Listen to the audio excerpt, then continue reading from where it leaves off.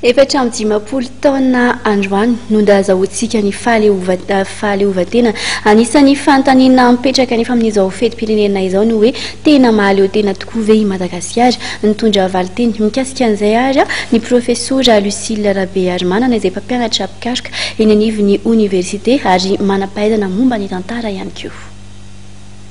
Tsika malagasy hoe mahaleo tena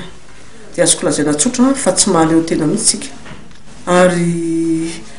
nanomboka tamin'le tsika nahaleo tena zany tamin'ny taona 1990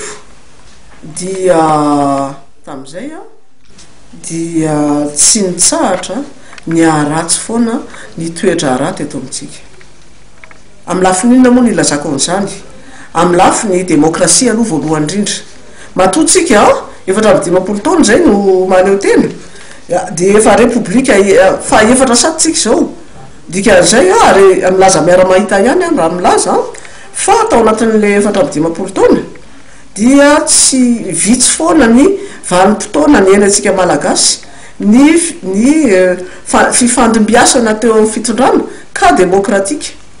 vitsy foana ny fotoana ny ny alternance demokratika teo amin'ny fitondrana zany hoe nisy foana ny fahasairana ara-politika nisy ny crise politika ary ny zavatra iara-mahita moa zany sy milaza miara-mahita ihany dia hoe